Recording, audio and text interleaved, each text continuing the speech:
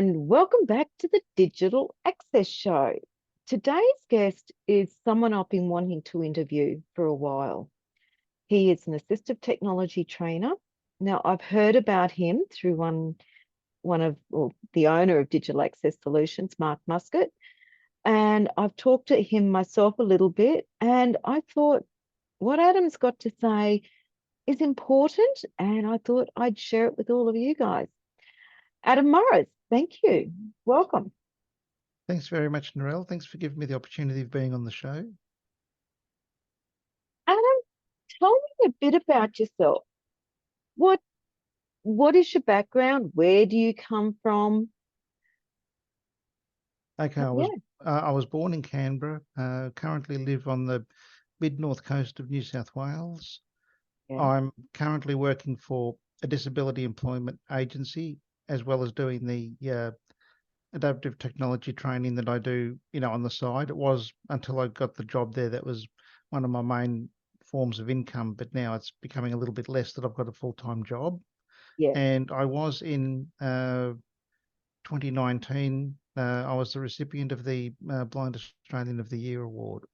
Oh, wow. Congratulations. That was 2019. that was basically for a number of email lists that I run to help blind and vision impaired people with all of their technology, information, where people can share information and get answers and things like that. So I've set up a number of lists to do with that. So, Adam, obviously, you've got a vision impairment and being Blind Citizen of Australia 2019, which is, that's one heck of an award there. What's your condition? What led to you losing your sight? You don't have to answer if you don't want to. That's okay. Basically, I was born premature, 3 months, and there was too much oxygen in the humid crib and it burned out the retina and the cornea. So I'm basically totally blind. Yeah.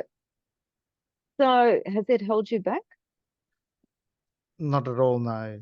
My parents were really good. They, encouraged me to, get out there and, do all sorts of different things like water skiing and tandem bike riding and all sorts of things like that. So, I wasn't sheltered at all growing up. That's good to hear, because I know for myself, having two autistic sons, we never sheltered them either. We expected them to get out and live life. And it's such an important thing for a parent to do. So for yourself, what lessons have you learned from that? Basically, I've just learned to, get out there, try things, give them a go. If you fail, that's still okay to fail. But then you can, if there's not a way around something, then you move on to, to doing something else. If you're not able to adapt to a particular situation to something that you can do. So what techniques are you using to adapt? This is really interesting. Never thought we'd go into this, but sorry, Adam, I'm interested. What strategies are you using if you run into a barrier of some type where you can't do it in what they would call a typical way? I talk to people, make suggestions and say, well, look, this is the way that someone normally does something, but how about if we try this or that? And if you're lucky enough to get people that will think outside the box, then they'll, jump on board and, give things, adapt things a little bit to, enable you to do, things that you need to do. So you're saying that being able to think outside the box is a very important part of that strategy? It is, and it's, really, it is good when you have people that think outside the box and aren't sort of, extremely set in their ways as to, how they'll do things. How do you deal with people that are extremely set in their ways? What do you do, Adam? There's not really a lot that you can do. For instance, I was working before I started the job that I'm in now. I was working in a pizza shop. There were certain things that I could do in the pizza shop because the guy said, "Oh, well, look, if I can do it with my eyes shut, then you can do it." Yeah. So he was in that way thinking outside the box. Yeah. But then, for instance, I said, "Well, why can't I, prepare the dough for the pizzas. And he Yeah. said, "Oh, no," he said, "that's too dangerous because, you've got this thing called a dough sheeter, which, where your fingers can be caught Yeah. in between Yeah. the rollers." But they basically had guards that they could use, but don't use. And I said to him, "Well, look, could I at least give one batch of dough a go?" I said, "Look, there's ways we can do this." I said, "There's talking measuring jugs for measuring out the water." Yeah. He said, "Well, how would you measure out the oil?" I said, "You'd get a syringe, like 100 ml syringe, because I think they use 100 ml of oil in the dough process." I said, "Look, you just use a syringe." The other guys said, just pour it into a normal measuring jug and just do it Yeah. that way." But I said, "You could do it with a syringe." Yeah. And he said, "No, no, you're not doing it." And so I thought, Oh, well, okay, that's fine. You don't want me to do that. You're just happy with me doing the things I'm doing. I'm grateful to have the job and doing what I can do. I wish that I could do more, yeah. but you're obviously, set in your ways and won't let me try different things to do it. And so, that's just the way it is. You just sometimes have to accept that, you work with what you can, and you learn to fight your battles, and some battles you can win, some battles you just have to move on to something else, because sometimes not everything, can be resolved. That's just life for anybody, That's what I was going to and probably more say, so for us. because I agree it is life for anybody. I think it is everyone will run into things they can't do. What do? You just find a way around it, or if you can't, you move on. What, I mean, around the house, in your outside your working life, how do you manage? What do you use? So do you have a guide dog? Do you use a cane? What are your navigational aids? Well, I mean, obviously around the house, I don't have any navigational aids because I don't need them. But Yeah. I don't have a dog, but I do have a cane. So going to and from work, I use the cane for walking from the bus stop to work, and Yeah. things like that. I did have a dog a while ago, but where I'm living now, there's not enough work for the Yeah. dog. Yeah. Do you use any particular apps that would be out that everyone would use? Is there apps that we all use, like anyone driving would use, that you use, or is it only apps that are specifically for people with vision impairment? Sometimes I use an app called Next there, Yeah. or Move It. They're public transport apps, Yeah. and anyone can use them. They're not just apps for people who are blind and have low vision. Yeah.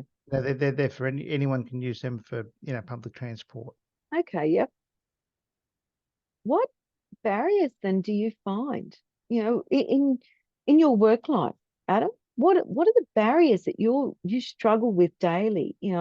Even like at home. I don't know about you. I pay the bills in my house.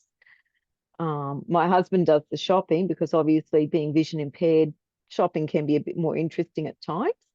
So he said he'll do that as long as I pay the Well, bills. But well, I know what I struggle. How do you do well, it all? for the shopping, uh, I pretty much organise the shopping. Yeah. I use the Woolies app, Yeah. and so basically, whenever I run out of XYZ, I scan the barcode. Sometimes the barcode doesn't pick up straight away with the app, and so I have to use another app that's a little bit better at finding the barcode. Then once I find the barcode, I can scan it with the Woolies app, add it to the cart, and then basically I just get the shopping delivered. That's simple. So basically you can do that. I mean, okay, it takes for the people who really enjoy shopping, it takes the fun out of going through the shop and walking past Mm. something and happening to spot it and like, oh, gee, yeah, I might try that. Because Yeah. obviously for me, I buy the things that I run out of, and that's it. So I don't get to see all of the different things, just like with window shopping. Yeah.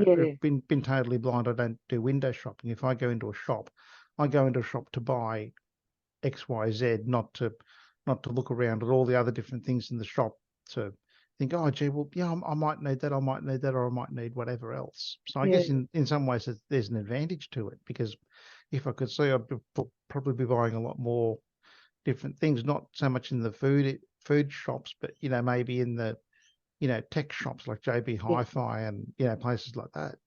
yeah, that's interesting. So you're still using the same app that everyone uses to do your shopping. You use That's the that, Woolies that's app. Yeah, that's right. And with Woolies, unlike with Coles, you can pay $15 a month and get unlimited deliveries if they're over $50. So Okay, so so if you in these days with the cost of living, it doesn't take long to build your shop up to $50. yeah, that's it. That's actually a really good idea there. It's a good tip for anyone, really. What about, like you talked about not being able to see, like you go into a shop and the window shopping things. And I got to admit, I dislike grocery shopping. The only time I liked it was when I could find unusual ingredients because I do love cooking. However, I've got a son that loves it and he rings and tells me about them and says, "Oh, mum, you got to try this or you got to try that." And I can go and get it. Does it worry you that you can't go and just find those unusual ingredients or, try something different? What do you do, I suppose, is the question when you want to try something different? The thing is, as I say, what you don't know doesn't hurt you. Yeah, So I've never had the experience, like you may have had when you had more sight to, be able to do that and have that missing. I've never yeah, had that. I've never had that to miss it. yeah. That's a good point. What about um cooking? What do you find barriers there? What do you do? How do you manage the cooking? Um, a lot of it's, some of it's by smell.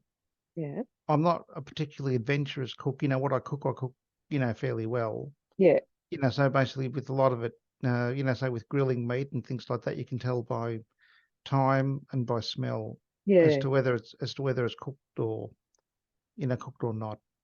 Which is what most people use anyway, isn't it? The smell,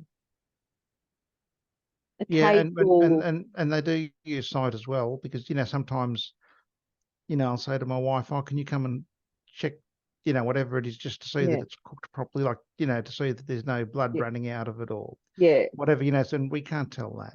That's a good, yeah. I You do know, occasionally get my husband. My trick at the moment is I use a talking thermometer.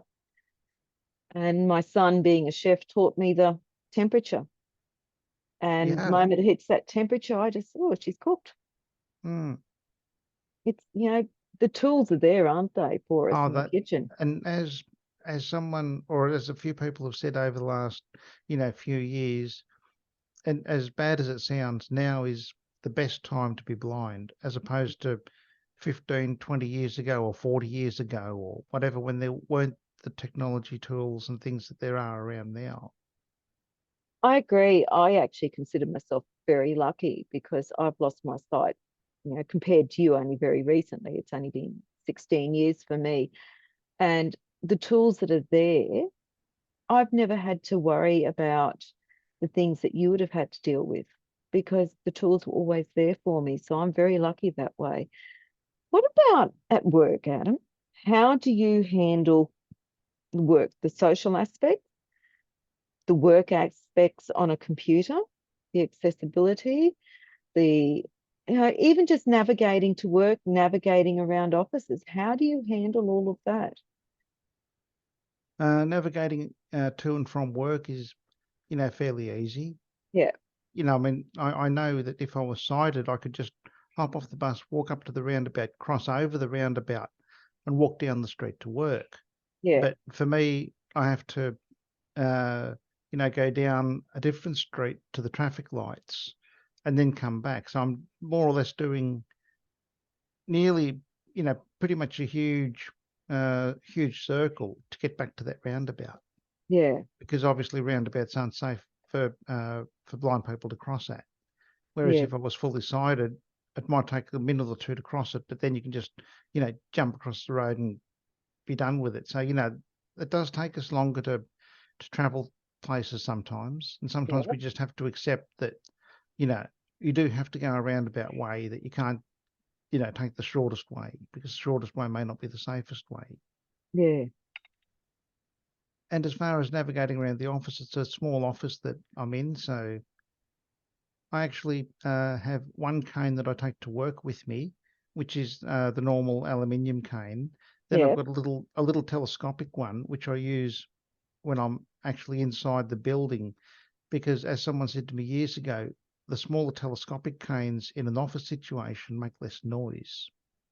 Oh, When okay. Yep. if you run into a door or run into a, Yeah. whatever it is, it makes a lot less noise than the heavier normal canes that you'd Yeah. use for everyday use. Yeah. What about on the computer? Um, on the computer, there's all because of the software that we use, there's all sorts of different accessibility issues. We're using Microsoft Teams, which, it's a program that I use. I don't particularly like it, Yeah. but it's a program that I use and I have to use it because everyone else at work uses it. Um, for example, to find a link, if someone types a message to you and says, this is the link to whatever it is, and they put that in a message amongst, they put the link partway in the middle of a sentence. Yeah. You have to actually find the message, press enter on the message, uh, go across a toolbar, find the sentence, arrow across to the link, then press another key and go down to a menu that says copy link. Whereas for a sighted person, they would just, I'm fairly sure, be able to see that link Yeah. in the message, just hover the mouse and just click on that link just like that. So Not, it's not very accessible. it's accessible once you know how to do it, but it's just a matter of working out how to do it. And a lot of the people that I work with, because our organization has been swallowed up by a larger organization. Yeah. So, for example, my manager and all of the team I work with are in Sydney, and Okay.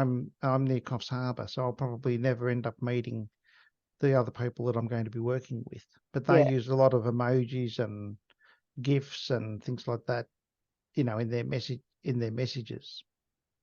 How do you Not handle that? not things like smiley faces and whatever else, but they might put little pictures of things, or I don't know what. At the moment, I've just basically been ignoring them and just looking at the text. And I don't really want to say to them, hey guys, can you stop using these GIFs because they're not accessible to me? Because that's Yeah. sort of, singling myself out. Yeah. I mean, if they do put something up there where they might say, yeah, this GIF is, whatever it is, it might be something that's important, then I'll write to them and say, hey, look, I can't read it. But I'm Yeah. not going to make a big song and dance out of the fact that they're using these image things and graphics and whatever else that I can't use. Yeah. You What know, other what other issues do you run into then, with the computer system? Like for time sheeting, everything else. Do you have similar issues in all of that area, or is it pretty good? we don't do timesheets. If you remember, me, Mark, you, and myself did a video Oh a yeah. while ago on our platform that we use, how it's not accessible, and I've sent Yeah, that off that's right. to the proper people and haven't heard anything back from them. That's Because disappointing. basically, when you go to our website, the first thing you get is drag and drop documents here, drag and drop files, Mhm. and Okay. all that kind of thing, and Yeah. basically that's not really accessible No. to us. So what I've ended up having to do is getting links from people to different programs and websites that I use that run off that page, Yeah. and I've put them into favorites That in favorites in the web browser, and then I can just go down and look for the link to my leave, link to this, link to payroll, link to whatever else. yeah, whatever it is. How have the rest of the team reacted to you? Has it been a very positive um reaction, Oh, or is it no, it is a very positive reaction. I mm, mean, the not so much the team that I'm in, yeah, because at the moment they don't really know that much about me because I'm not doing the same work as they're doing, but the other teams that I put calls through to and things like that, they've been really good. The main thing is, getting people who are in my office who may understand a little bit about screen readers to be able to help with, different things like that. Knowing how the screen's laid out, how it's different for us to navigate than it is for someone with sight. Yeah. What Things like that, because some people that you ask to help, they say, "Oh, well, look, I'll help," and I'm not very techie, so yeah. that they're not, there's no real point to explain to them that things work differently. I've had Yeah. other supervisors in the past, like they've worked with me for a long time. They know that I'm blind, but then they'll say, "Oh, see the little pencil icon." I think, how you've been working with me for 3 years and you still keep saying, "See the pencil icon." And no matter how many times I say, "Look, I don't know what the pencil icon is. I'm not even sure how that reads with a screen reader." Yeah. Some people, they just, in the end, don't get it at all. What advice would you give to people then? When talking to a vision impaired person, when working with a vision impaired person, what advice would you give? Regarding explaining web pages and things to Hmm. someone Yeah. who they're working with, Yeah. that's a hard one because I don't fully understand how web pages work. But I would, not so much in the work environment, but for people that are coming across websites that they find that all they get on the website is link, link, link, Mm. and the link just says link. It doesn't actually tell you what the link is. Yeah. I'd suggest to people to contact the website developer and explain to them that, for someone using a screen reader, their site isn't particularly accessible, and there are different standards. I think they're the WCGA standards, or Yeah. I know The this. WCAG. Yeah, Yeah. WCA. I That's knew the you'd get one. it. I knew Yeah. you'd get it right, but I'd tell them to do a, do a Google search on that, and Yeah. then if they could implement that into their site. Yeah. It What do you think holds people back from employing vision impaired people? A lot of people don't think outside the box to what the person can do. They think, oh no, it's going to cost too much, because you're going to need to make all these different changes to things, and it's going to cost the company too much, which it actually doesn't, because there's an organisation which I know you know about, Yeah. called Job Access, Mm. that will actually come out and do an assessment of the site, work out what the vision impaired or blind person needs, and then that will be paid for by the government. Not, I mean, the company pays for it first, and then the company gets reimbursed by Job Access for the cost of the screen reader or the braille display, or whatever it is, which Yeah. may come up to thousands of dollars, but the company does get reimbursed for it. What are the benefits of employing a vision impaired person? I'd like to think that the benefits of maybe not just a vision impaired person, but someone with a disability, is that in a lot of cases, it's been hard for them to find work. And so they're more likely to be more punctual, Mm. more likely to care about the job, and, put in 100%, or maybe even a little bit more than 100% into the job, because they know that it's so hard to find the job and then to keep the job. Yeah. In everything you've done over your life, what is the most important thing that you would say about accessibility and computers with from where you started school to where it is now? It's definitely come a long way. When I was at school, I was using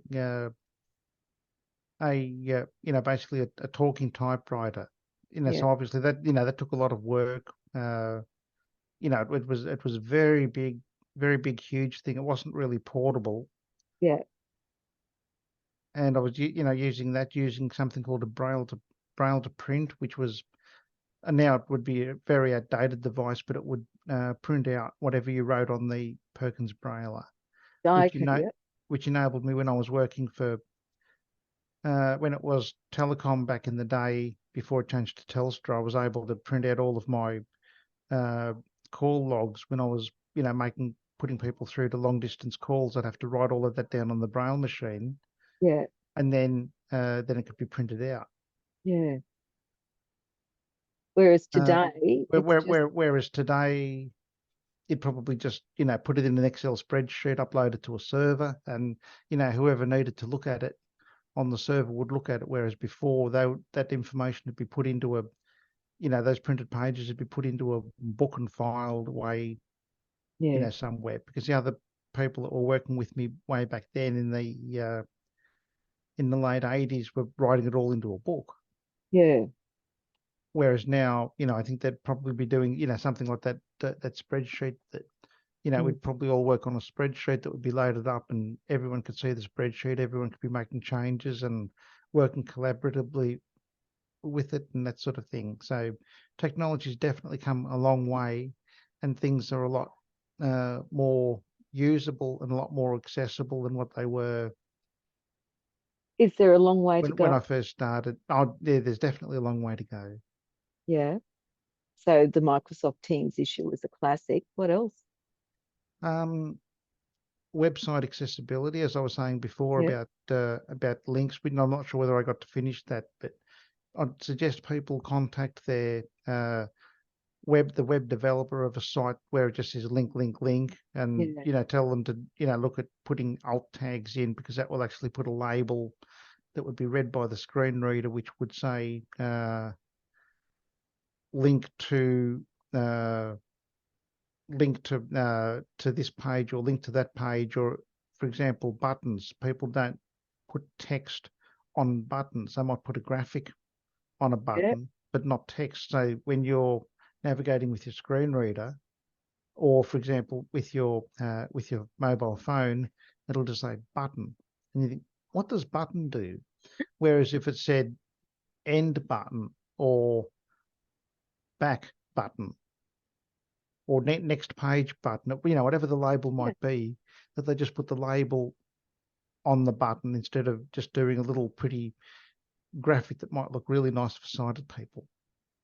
So what you're saying is vision impaired people can be independent just with a few strategies and That's techniques. that's right. And the only ones that are holding them back are those people that are not employing the strategies and techniques. That's right. That's exactly it. Because a lot of vision impaired people, can help people, think outside the box and go that extra step to getting things working. It's just a matter of having people willing to take that extra little bit of time. So For what, example, go on. when I started in the job I'm in now, the program we used for uh, receiving and taking calls. Mm, First of all, they said, "Oh, look, you have to use a physical phone which has got a touch screen on it." And I said, "Look, no, I can't do that." yeah, Then I rang the IT people, and they said, "Oh, actually, there's an older model phone that we've got that actually has the physical buttons instead of having the nice little graphics on the screen of the transfer button and the yeah, this, that, the other." Then we discovered that, hang on, there's actually this computer app that does exactly the same thing as what the physical phone does, and it's much easier because to begin with, I was having to have the number on the computer, then I'd have to put one hand out, key in the number on the phone keypad while using the arrow keys on the computer to read the number. So that was very oh, tiring and very time consuming, as you can yeah, imagine, when all you're doing right, is transferring calls, yeah, and you're using numbers all the time. yeah, So then we looked at the system, and we found out that it could be made to work with some what they call scripts, or as side people would call them macros. Yes. And there's a someone here in Australia that writes these scripts for the program that I use, which is called JAWS for Windows. That stands for Job Access with Yep. Speech. Yep. And who's that? Just for people's information. This is someone called Michael Williams Yep. from a company called Imagine Access. Okay. Yep. And basically, he wrote scripts for the program, which there's a lot more key presses that I have to do to transfer a call than other people. For example, other people can use the built-in directory in the program to just click on the person's name and transfer the call to them. Yep. Whereas for me, I have to have an Excel spreadsheet Yes. because they couldn't make that directory accessible. Yeah. And like yesterday, for example, the old computer that I'm using, the license ran out for Excel. Oh gosh. And so that meant that I could read the information, but I couldn't copy the numbers to the clipboard to paste them into the phone application. Mm. So at one stage I was using a braille display and another computer to look up the numbers and then read it on the braille display and put the phone numbers in. And as you can imagine, that's using two keyboards and everything else. So that was a real pain. But I Yeah. ended up being able to save a text file of the spreadsheet Yeah. and put that onto the old computer. Yeah. So at least that's a workaround, because there's no way they can get that license back because the contracts ran out. And this is it. It's thinking outside the square. Yep. Yeah. Sometimes you have to think outside the square. So we had to get USB access. We had to contact managers to get all of that done, and Yeah. everything else. But at least I could do that. Think outside the square. And but the first person I spoke to about a USB stick, they said, "No, we can't have a USB stick. We're not allowed to use them." I thought, Yeah. okay, that doesn't sound right. We're normally not allowed to use them, but how else can I get this on? So I went to a manager, and the manager said, "Yep, sure, we can get that done for you." Yeah. So it's having people willing to think outside the Yeah, square, that's willing right. to work with you, Yeah, and appreciating the benefits that you can bring to the company, which, as you said, punctuality, working that that's right. little bit harder Yep. because you do appreciate your work. What advice would you give to any business that is looking at hiring people? I'd suggest to them,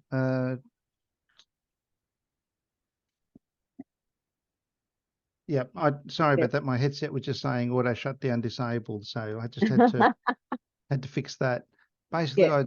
I'd suggest to them to definitely look at hiring people with a disability, because for the most part they've got good work ethics, or in some cases better work ethics than people that don't have a disability. I'm not saying all cases, but some Yeah. cases.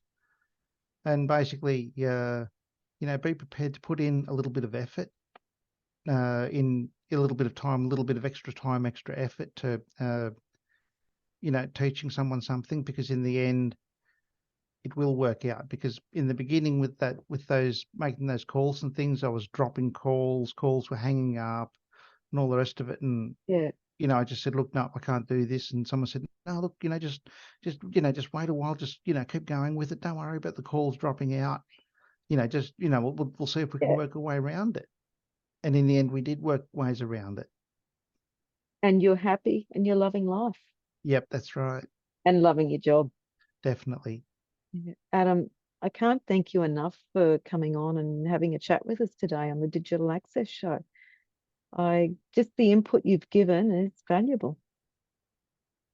Oh, thanks very much again, Narelle, for letting me be on the show.